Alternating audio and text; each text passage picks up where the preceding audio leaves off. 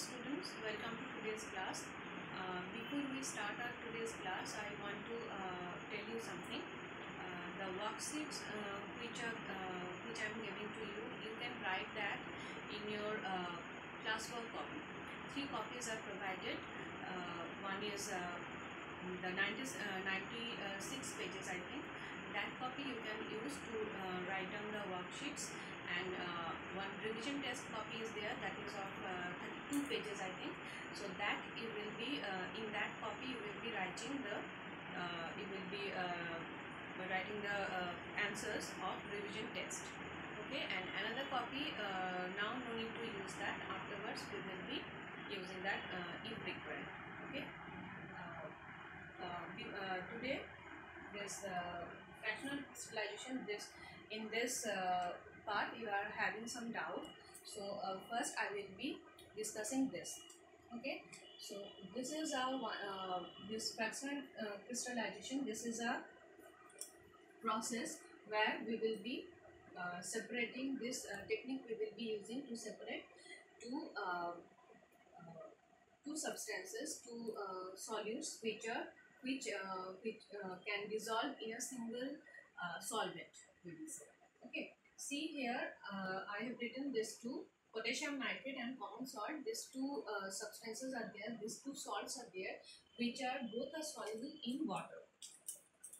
These two both are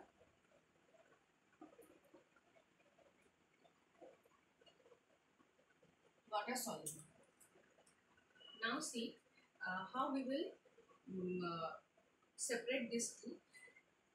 Among these two, potassium nitrate, this is more soluble in water, and sodium chloride is less soluble. So when we will be adding the water as solvent, both KNO3 and sodium chloride, these two will get dissolved, but the dissolution power or the rate of dissolution of potassium nitrate will be more.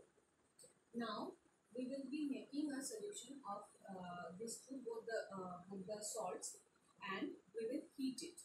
Okay, now after heating this, we will be cooling it down, cooling down the solution. Now in the solution, both potassium nitrate and sodium chloride, these two are present. As solubility of potassium nitrate is more, so when we will be cooling it down, at first potassium nitrate will crystallize out. This will come out from the solution, but sodium chloride will remain in the solution. Now in this manner, when we will be cooling it down slowly, this potassium nitrate will get come out from the solution as crystal, and NaCl will remain dissolved in the solution. Okay, so in this manner, when we will be repeat this process several times, then all the potassium nitrate will crystallize out from the solution, but sodium chloride will remain in the solution. Okay, so in this manner we can separate this two. Now in the solution, as sodium chloride is there, so afterwards we can correct it. Okay, and potassium nitrate, as crystal of potassium nitrate we are getting, so this at first this will crystallize out, this will separate from the solution, and afterwards we will be getting sodium chloride. So this process is called fractional distillation, as fractional crystallization, as separately we are crystallize out the two salts, two substances. That's why this is called fractional crystallization, just like fractional distillation. Okay, so from using this process, we can separate any two salts, any two substances which will get dissolved in a single or in a same solvent. Okay, so here we are using water as solvent. Okay, hope now it's clear to you also. Now we are going to start chapter 4, that is atomic structure. So let us start this. We know that to get this, first we have to know what is atom. About atom we read it already. So atom is the smallest particle of an element. If we break any element, the smallest particle which we will be getting, that is called atom. Now Dalton said that atom is indivisible. We cannot divide atom, but afterwards we get to know that atoms are divisible. So there are three fundamental particles of atom. If we break any atom, we will be getting three fundamental particles. These particles are called subatomic particles. Okay, how the subatomic particles discovered, that we will be doing in the next class. So today we will be discussing the subatomic particles, their characteristics and all. Okay, so three fundamental particles which we will be calling subatomic particles. These are electrons,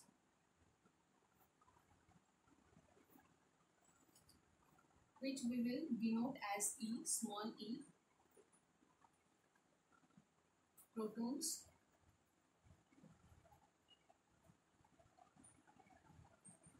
this we will be writing as small p, and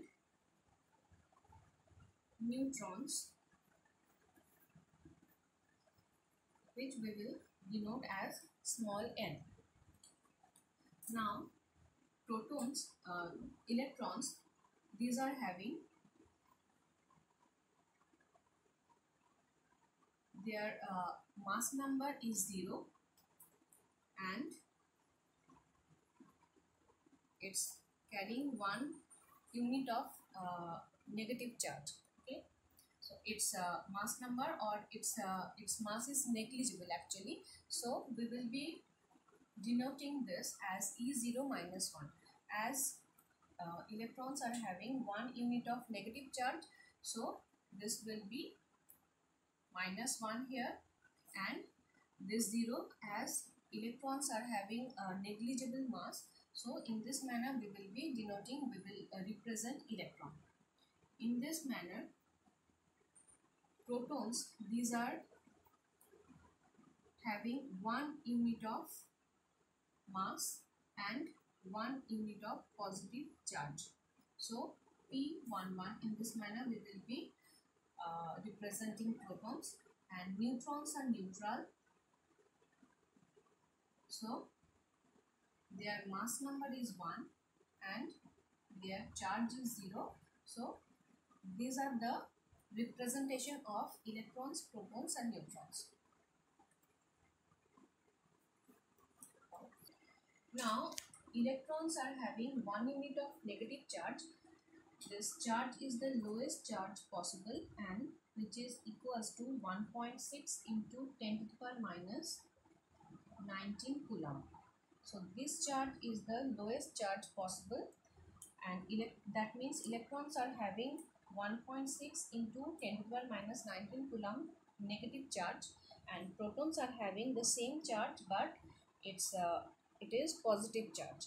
Okay, so the type of charge will be, the amount of charge is same, but it is just positive charge. Okay, and as we know, neutrons are having 0 charge, that means they are these are neutral. Okay, they are not having any charge. Now that means electrons charge is this, but it is negative.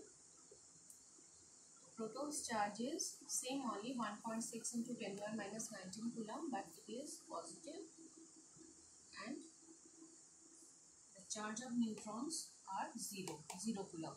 Okay.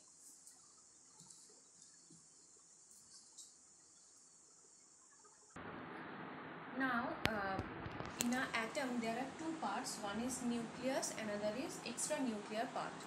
Now in this nucleus is the central part of an atom, and which consists this contain, in nucleus there are two particles, two subatomic particles are there in the nucleus. These are protons and neutrons. So protons and neutrons, they will form the nucleus, and in extranuclear parts electrons are there.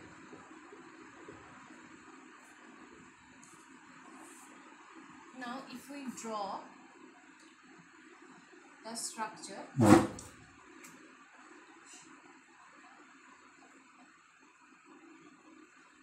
so in the center the nucleus is there, which is positively charged, as in this nucleus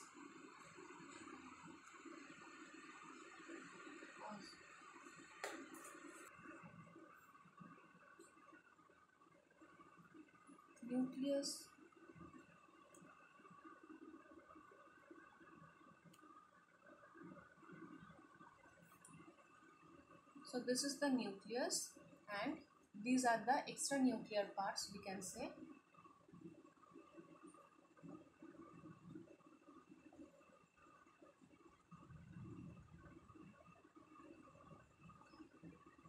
In this manner, there are several orbits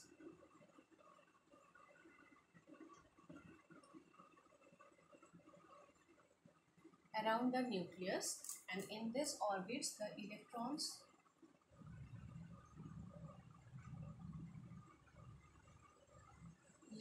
will revolve in this orbits and all. Okay, so electrons are called extranuclear parts other than the nucleus. As in this nucleus there are two particles, proton and neutron, and as proton is positively charged and neutron is neutral, so the nucleus, its charge will be positive. Okay, so nucleus is positively charged, and in this extranuclear part electrons are revolving, so this there along with this negative charge the electrons will revolve, so this negative part will be there in this extranuclear part. Okay, so this is the structure of atom, we can say. Now if we try to find out the structure of hydrogen. Hydrogen is the first element whose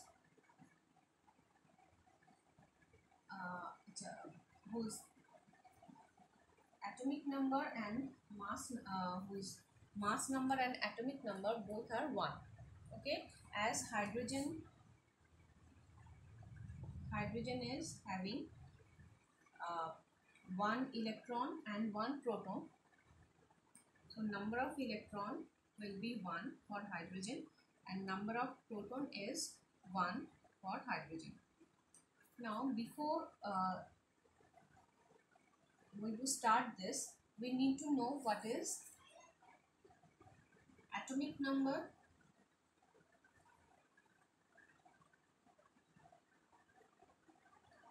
and what is mass number.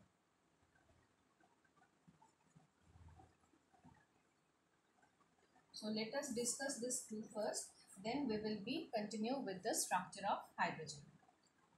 Now atomic number is the number of electron or number of proton present in a single atom, and this atomic number is unique for a single element. Like for hydrogen we are having atomic number 1, so no other element other than hydrogen is having the same atomic number 1. Okay, so atomic number is the number of electron or number of protons present in a single element, in a single atom of an element, and this number is unique for each and every element. Each element is having a unique atomic number, and mass number is the total number of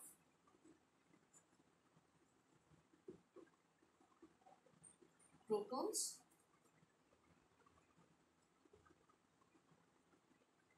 and neutrons.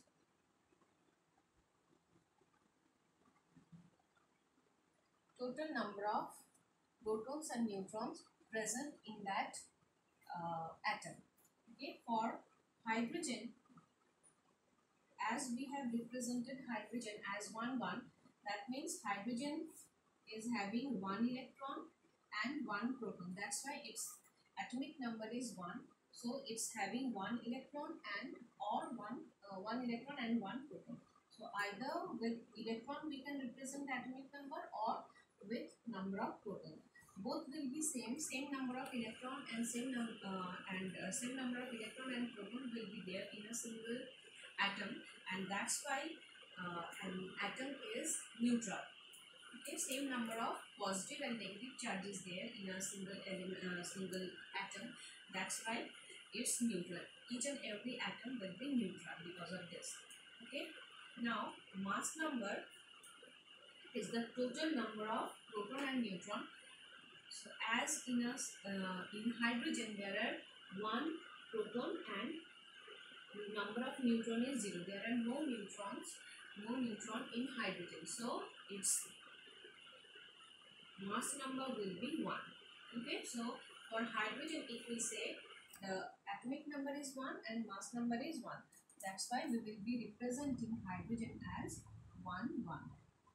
Okay, this is for mass number and this is for atomic number. Now, after hydrogen, we are having the next element, that is helium. Before we start helium, let us draw the atomic structure for hydrogen.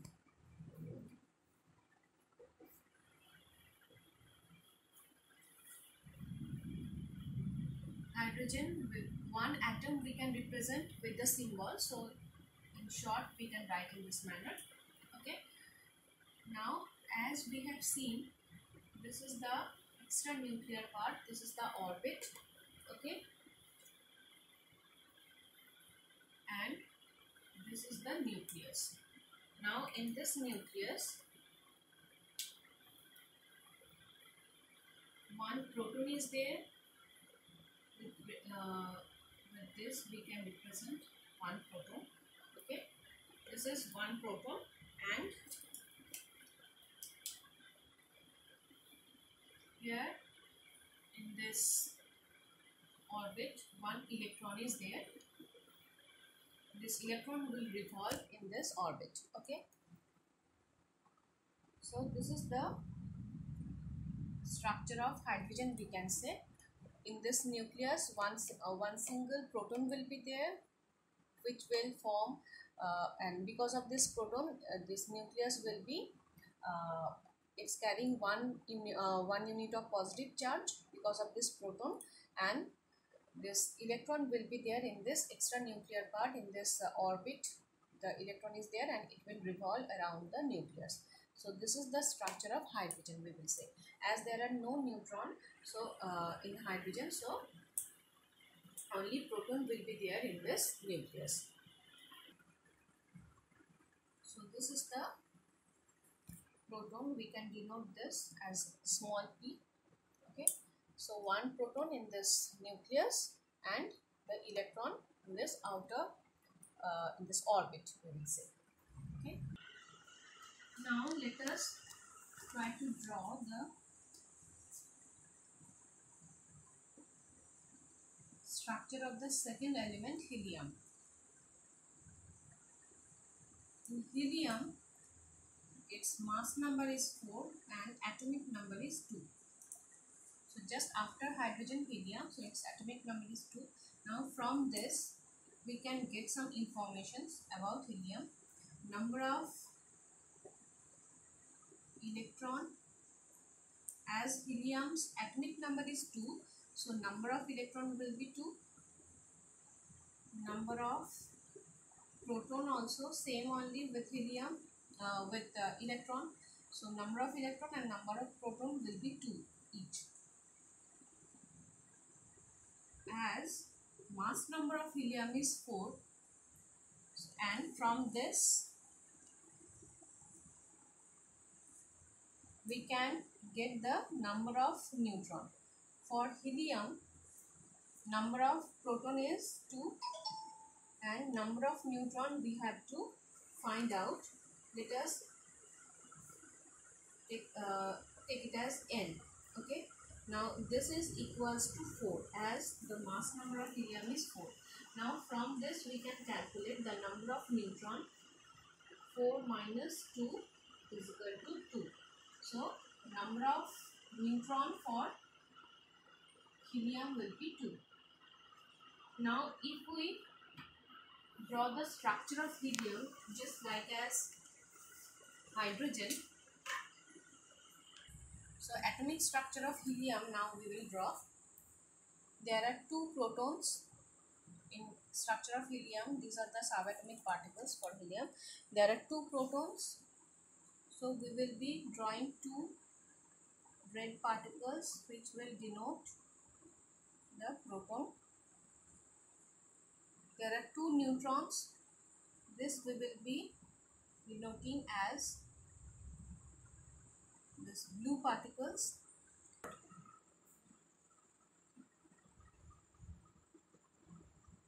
So 2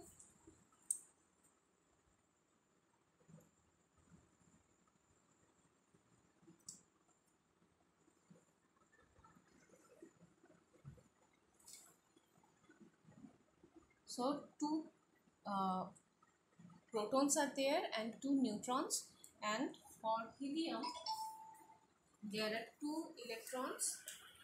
One electron is this side and another we can draw this side. Okay, that means if we denote the subatomic particles, this green we have used for electron,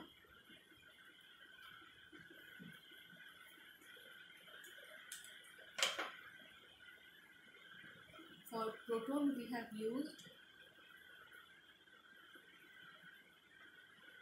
this color, and for neutrons